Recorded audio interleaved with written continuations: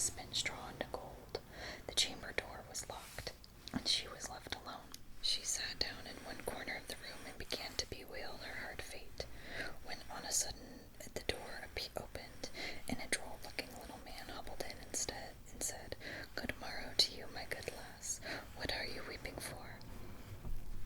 "Alas," said she, "I must spin this straw into gold, and I know not how." "What will you give me," said the hobgoblin, "to do it for you?" "My necklace," replied the maiden. He took her at her word, and sat himself down to the wheel, and whistled and sang, round about, lo and behold, reel away, straw into gold." And round about the wheel went merrily. The work was quickly done, and the straw was all spun into gold. When the king came and he saw this, he was greatly astonished and pleased, but his heart grew still more greedy of gain, and he shut up the poor miller's daughter again with a fresh task. Then she knew not what to do, and sat down once more to weep, but the dwarf soon opened the door and said, "What will you give me to do your task?" "The ring on my finger," said she. So her little friend took the ring, and began to work at the wheel again, and whistled and sang, round about, lo and behold, reel away, straw into gold. And over here is her ring. Till long before morning all was done again. The king was greatly delighted to see all this glittering treasure, but still he had not enough. So he took the miller's daughter to yet a larger heap and said, "All this must be spun tonight, and if it is, you shall be my queen." As soon as she was alone, the dwarf came in and said, "What will you give me to spin gold for you this third time?" "I have nothing left," said she. "Then say you will give me," said the little man, "the first little child that you may have when you are a queen." "That may never be," thought the miller's daughter, and as she knew no other way to get her task done, she said she would do what he asked. Round went the wheel again to the old song, and the mannikin once more spun the heap into gold. The king came in the morning and said, finding all he wanted, was forced to keep his word. So he married the miller's daughter, and she really became queen. There she is, with this heap. Look at that heap of straw. Heap of straw. And here is the man that kept helping her. He kept helping her. At the birth of her first little child, she was very glad, and forgot the dwarf and what she had said. But one day he came into her room, where she was sitting playing with her baby, and put her in mind of it. Then she grieved sorely at her misfortune, and said she would give him all the wealth of the kingdom if he would let her off, but in vain, till at last her tears softened him, and he said, "I will give you 3 days' grace, and if during that time you will tell me my name, you shall keep your child." Now the queen lay awake all night, thinking of all the odd names that she had ever heard, and she sent messengers all over the land to find out new ones. The next day the little man came, and she began with Timothy, Ichabod, Benjamin, Jeremiah, and all the names she could remember. But to all and each of them he said, "Madam, that is not my name." The second day she began with all the comical names she could hear of, Bandy Legs, Hunchback, Crookshanks, and so on. But the little gentleman instead said to every one of them, "Madam, that is not my name." The third day one of the messengers came back and said,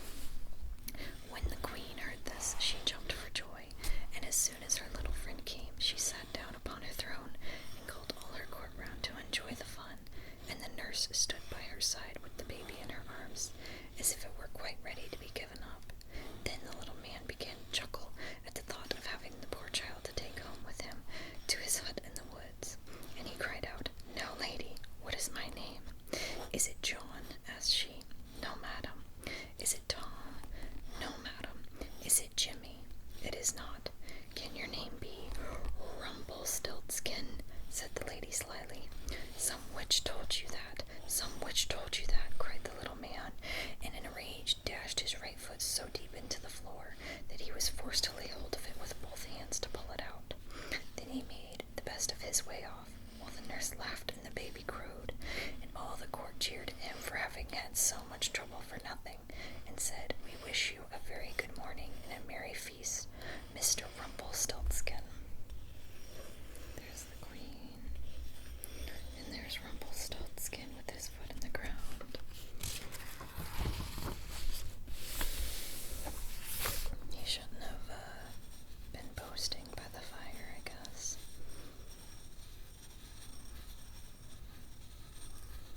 Next is chapter 8. Hansel and Gretel.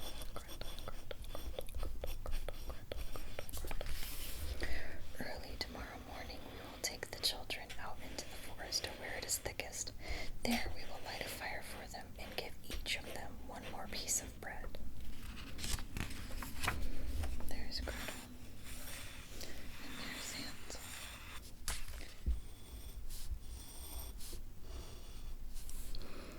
Hard by a great forest dwelt a poor woodcutter with his wife and his 2 children. The boy was called Hansel, and the girl Gretel. He had little to bite and to break, and once when a great dearth fell on the land, he could no longer procure even daily bread. Now when he thought over this by night in his bed, and tossed about in his anxiety, he groaned and said to his wife, "What is to become of us? How are we to feed our poor children when we no longer have anything even for ourselves?" "I'll tell you what, husband," answered the woman. "Early tomorrow morning we will take the children out into the forest to where it is the thickest.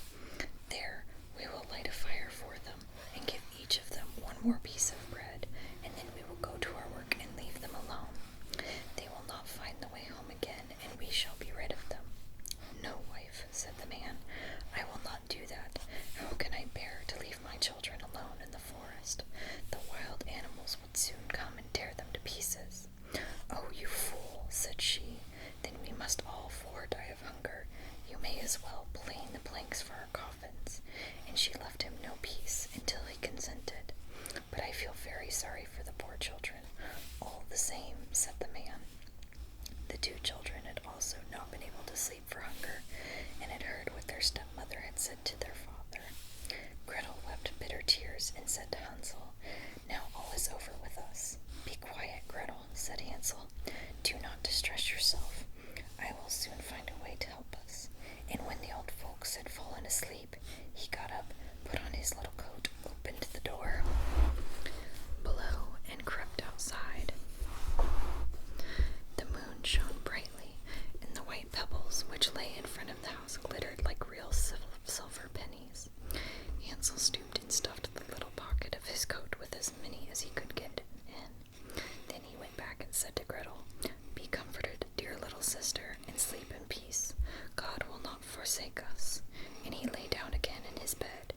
When day dawned, but before the sun had risen, the woman came and woke the 2 children, saying, "Get up, you sluggards. We are going into the forest to fetch wood." She gave each a little piece of bread and said, "There is something for your dinner, but do not eat it up before then, for you will get nothing else." Gretel took the bread under her apron, as Hansel had the pebbles in his pocket. Then they all set out together on the way to the forest. When they had walked a short time, Hansel stood still and peeped back at the house, and did so again and again. His father said, "Hansel, what are you looking at there and staying behind for? Pay attention, and do not forget how to use your legs." "Ah, father," said Hansel, "I am looking at my little white cat, which is sitting up on the roof, and wants to say goodbye to me." The wife said, "Fool, that is not your little cat. That is the morning sun which is shining on the chimneys." Hansel, however, had not been looking back at the cat, but had been constantly throwing one of the white pebble stones out of his pocket on the road. When they had reached the middle of the forest, the father said, "Now, children,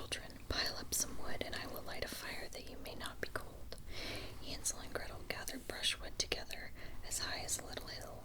The brushwood was lighted, and when the flames were burning very high, the woman said, "Now, children, lay yourselves down by the fire and rest. We will go into the forest and cut some wood. When we have done, we will come back and fetch you away." Hansel and Gretel sat by the fire, and when noon came, each ate a little piece of bread, and as they heard the strokes of the wood axe, they believed that their father was near. It was not the axe, however, but a branch which he had fastened to a withered tree which the wind was blowing backwards and forwards. And as they had been sitting such a long time, their eyes closed with fatigue, and they fell fast asleep. When at last they awoke, it was already dark night. Gretel began to cry and said, "How are we going to get out of the forest now?" But Hansel comforted her and said, "Just wait a little until the moon has risen, and then we will soon find the way." And when full moon had risen, Hansel took his little sister by the hand and followed the pebbles, which shone like newly coined silver pieces, and showed them the way. They walked the whole night long, and by break of day came once more to their father's house. They knocked at the door, and when the woman opened it and saw that it was Hansel and Gretel, she said, "You naughty children, why have you slept so long in the forest? We thought you were never coming back at all." The father, however, rejoiced, for it had cut him to the heart to leave them behind alone. Not long afterwards, there was once more great dearth throughout the land, and the children heard their mother saying at night to their father, "Everything is eaten again. We have 1/2 loaf left, and that is the end. The children must go. We will take them farther into the wood, so that they would not find their way out again. There is no other means of saving ourselves." The man's heart was heavy, and he thought, "It would be better for you to share the last mouthful with your children." The woman, however, would listen to nothing that he had to say, but scolded and reproached him. He who says A must say B likewise, and as he had yielded the first time, he had to do so a second time also. The children, however, were still awake and had heard the conversation. When the old folks were asleep, Hansel again got up and wanted to go out and pick up pebbles as he had done before, but the woman had locked the door, and Hansel could not get out. Nevertheless, he comforted his little sister and said, "Do not cry, Gretel. Go to sleep quietly. The good God will help us." Early in the morning came the woman and took the children out of their beds. Their piece of bread was given to them, but it was smaller still than the time before.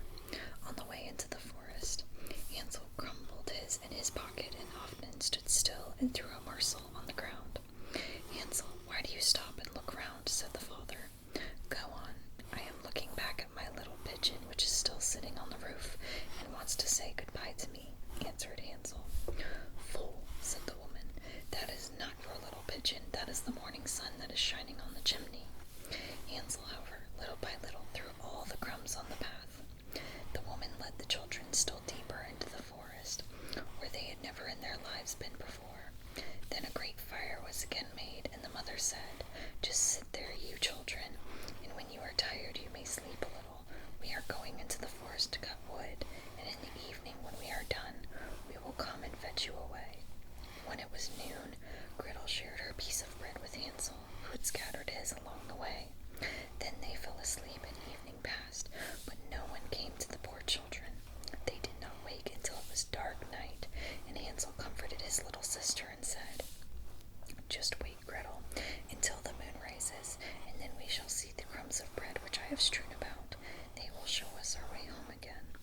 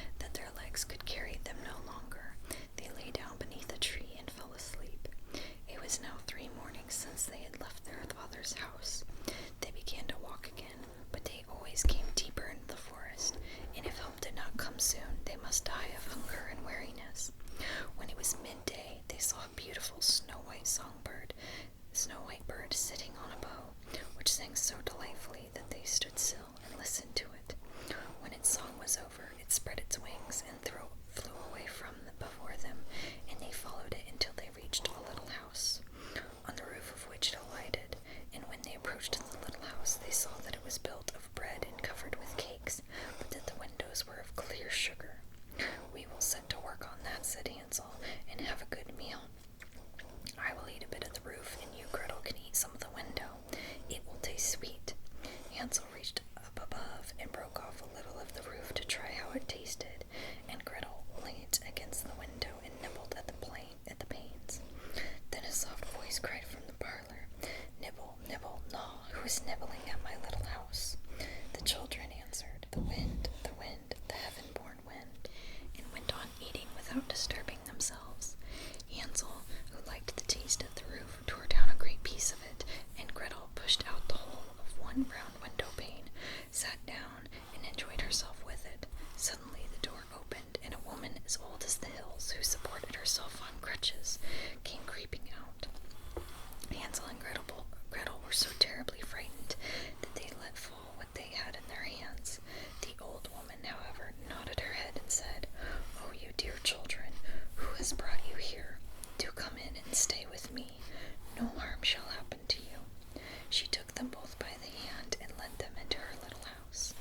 Then good food was set before them, milk and pancakes with sugar, apples, and nuts. Afterwards, two pretty little beds were covered with clean white linen, and Hansel and Gretel lay down in them and thought they were in heaven. The old woman had only pretended to be so kind. She was in reality a wicked witch who lay in wait for children and had only built the little house of bread in order to entice them there. When a child fell into her power, she killed it, cooked, and ate it, and that was a feast day with her. Witches have red eyes and cannot see far, but they have a keen scent like the beasts, and are aware when human beings draw near. When Hansel and Gretel came into her neighborhood, she laughed with malice and said mockingly, "I have them, they shall not escape me again." Early in the morning, before the children were awake, she was already up, and when she saw both of them sleeping and looking so pretty with their plump and rosy cheeks, she muttered to herself, "That will be a dainty mouthful." Then she seized Hansel with her shriveled hand, carried him into a little stable, and locked him in behind a grated door. Let's look at. There's Hansel, and there's Gretel. Let's look at this. Look at this. Look at how cute. So, this door opens and closes. So you can see the door opens, and then there's a counter over here, and you can see the pancakes and everything on the counter. And then over here is the stove, and then a bunch of sugar, and then upstairs is the old woman, the witch. This is her little house. It would not help him. Then she went to Gretel, shook her till she woke, and cried, "Get up, lazy thing, fetch some water and cook something good for your brother. He is in the stable outside, and he is to be made fat. When he is fat, I will eat him." Gretel began to weep bitterly, but it was all in vain, for she was forced to do what the wicked witch commanded. There's Gretel, there's Hansel and his stable. And now the best food was cooked for poor Hansel, but Gretel got nothing but crab shells. Every morning the woman crept to the little stable and cried, "Hansel, stretch out your finger that I may feel if you will soon be fat." Hansel, however, stretched out a little bone to her, and the old woman, who had dim eyes, could not see it, and thought it was Hansel's finger, and was astonished that there was no way of fattening him. When 4 weeks had gone by, and Hansel still remained thin, she was seized with impatience and would not wait any longer. "Now then, Gretel," she cried to the girl, "stir yourself and bring some water. Let Hansel be fat or lean. Tomorrow I will kill him and cook him." Ah, how the poor little sister did lament when she had to fetch the water, and how her tears did flow down her cheeks. "Dear God, do help us," she cried. "If the wild beasts in the forest had but devoured us, we should at any rate have died together." "Just keep your noise to yourself," said the old woman. "It won't help you at all." Early in the morning, Gretel had to go out and hang up the cauldron with the water and light the fire. "We will bake first," said the old woman. "I have already heated the oven and kneaded the dough." She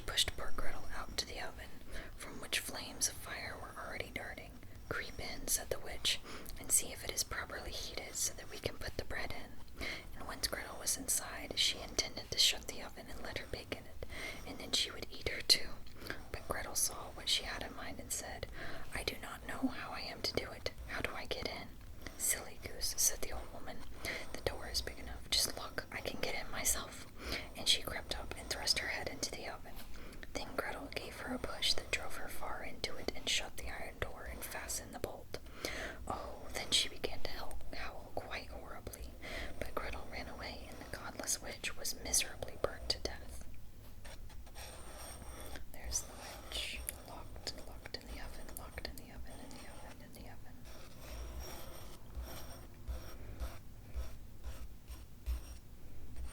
Sometimes you forget how morbid these grim stories are. Gretel, however, ran like lightning to Hansel, opened his little stable, and cried, "Hansel, we are saved. The old witch is dead." Then Hansel sprang like a bird from its cage when the door is opened. How they did rejoice and embrace each other and dance about and kiss each other. And as they had no longer any need to fear her, they went into the witch's house, and in every corner there stood chests full of pearls and jewels. "These are far better than pebbles," said Hansel, and thrust into his pockets whatever he could be got in. And Gretel said, "I too will take something home with me," and filled her pinafore full. "But now we must be off," said Hansel, "that we may get out of the witch's forest." When they had walked for 2 hours, they came to a great stretch of water. "We cannot cross," said Hansel. "I see no footplank and no bridge." "And there is also no fairy," answered Gretel, "but a white duck is swimming there. If I ask her, she will help us over." Then she cried, little duck, dost thou see Hansel and Gretel are waiting for thee? There's never a plank or a bridge in sight. Take us across on thy back so white." The duck came to them, and Hansel seated himself on its back and told his sister to sit by him. "No," replied Gretel, "that will be too heavy for the little duck. She shall take us across, one after the other." The good little duck did so, and when they were once safely across and had walked for a short time, the forest seemed to be more and more familiar to them, and at length they saw from afar their father's house. Then they began to run, rushed into the parlor, and threw themselves round their father's neck. The man had not known one happy hour since he had left the children in the forest. The woman, however, was dead. Gretel emptied her pinafore until pearls and precious stones ran about the room, and Hansel threw one handful after another out of his pocket to add to them.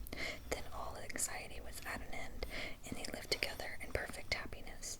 My tale is done. There runs a mouse. Whosoever catches